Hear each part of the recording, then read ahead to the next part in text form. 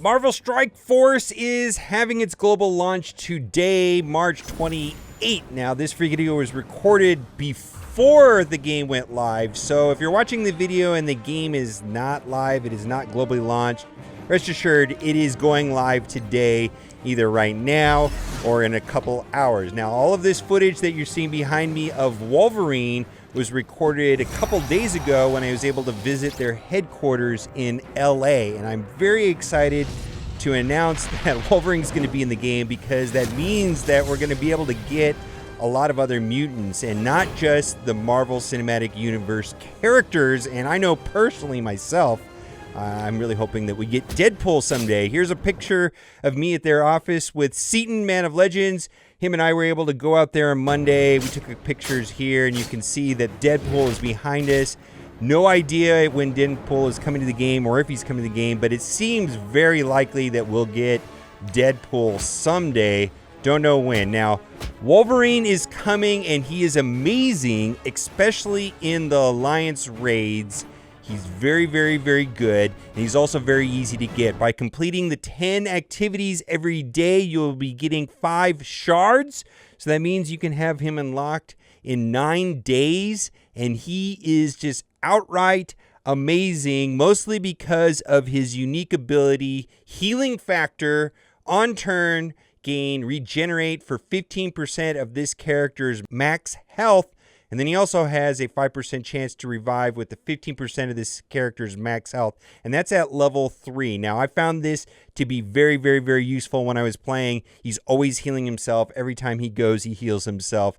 This makes attacking characters with Counter-Strike a good option. He can take a swipe at them with no worries. He's going to get the health back. And then also in Alliance raids, he's going to have quite a bit of durability. Before we go into the rest of the kit, I want to talk about Alliance raids and some of the things that are coming out with the release of the game. This was posted in-game a couple days ago. It says content expansion. Level cap has been raised to 60. Very, very good. I'm glad that's happening. Character strap locations are being updated throughout the game. I was not able to see that. Do not know what that is yet. I'm sure as soon as the game goes live, I can explore what that means and make other videos about it. Campaign and raid difficulties have been adjusted. And I'm just going to be very frank. The raid is a lot harder than it was before. A lot harder. And the rewards are not as good. And I know a lot of people are going to be upset about that, but frankly, before the game has gone live, I wasn't interacting with my guild. I was just taking 4 strong heroes with Night Nurse and hitting autoplay, and there was no effort required, and it was very, very good, and I was able to hoard resources. It's not going to be that way anymore. I promise you. It's a lot harder, and they made some adjustments. Now, Wolverine, because of this regenerate factor, is going to be critical because it's not going to be easy, and having heroes that heal by themselves without having to take a healer in are going to become very important. I believe he's just going to be the best hero for these raids. Believe me, he's going to be good. Another map has been launched, Alien Ruins, and the other thing too is the power index. You can see behind me. You can see right here that the power levels have been adjusted, and that is for the Battlegrounds mode, which they renamed Blitz, and that is going to make a difference on how the points are tabulated. My understanding that didn't affect the actual stats of the characters. It's just a number that they're using for matchmaking and such. Let's get into Wolverine.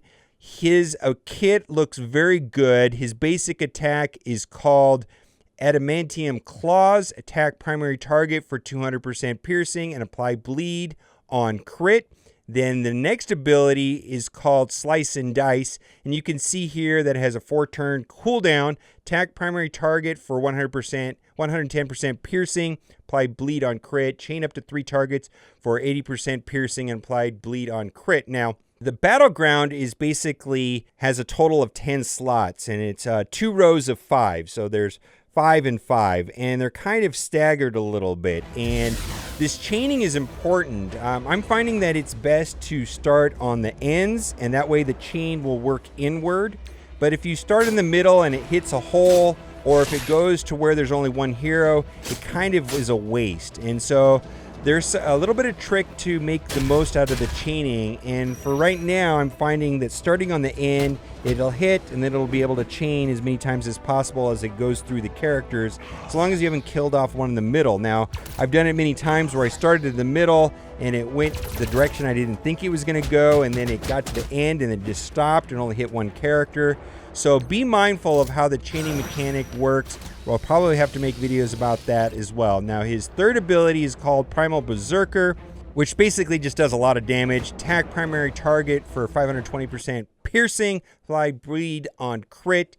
If health is below 50%, gain offense up for 2 turns, and attack is unavoidable. Now, this has a 5-turn cooldown. It starts off with 2 energy, so you have to wait 3 turns before you can use it. Now, this last part right here where it says if health is below 50%, in my experience, I was not able to get that to trigger ever because of the health gain. You know, if he had 35% health, you know, he gains 15%, that puts him at 50%. So he pretty much has to be in the red for this to work. And out of the 20 times I tried to get this to happen, I couldn't make it happen. Basically, he was just gaining so much health that when it came time to use this Primal Berserker, I wasn't able to get the offense up to work. Very situational, but when it does go off, I imagine it's very useful. I could see if he had death proof and survived a fatal blow, or if he had heal block, that might have happened. But in the time that I had capturing this beta gameplay footage, it just wasn't happening. Like I said, the raids are a lot harder. And I'm okay with that. I think that's going to force a lot more interaction with my guild and to coordinate, to plan teams, to have a deep roster, and it was just too easy before. Other thing too is I did capture a lot of Ultimus footage. Ultimus is acquired when you max out your characters. When you have a 7-star character and you get shards, shards are converted towards a currency which allows you to open a crystal, and inside that crystal you can get Ultimus shards. So right now I believe he is the rarest character in the game, and so there is some footage here of him going off. My goodness, I will have to make a separate video about him specifically because I recorded a ton of footage of Ultimus. He's really cool.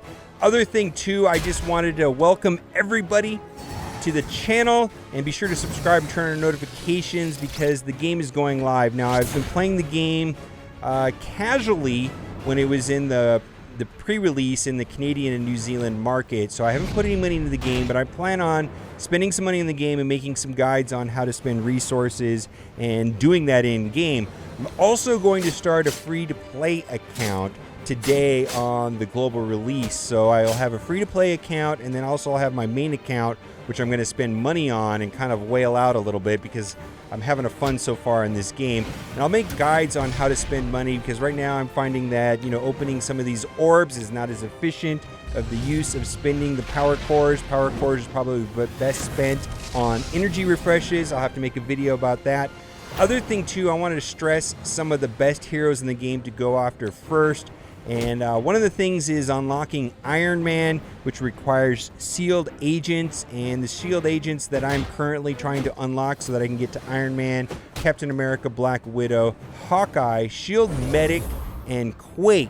And then as far as very good characters right from the get-go, Captain America is very good, Black Widow is very good, Yondu is probably the best. He's amazing. I think I'm gonna have to make a video just about Yondu because Yondu is so good. Quake also is very good. Kingpin is very good.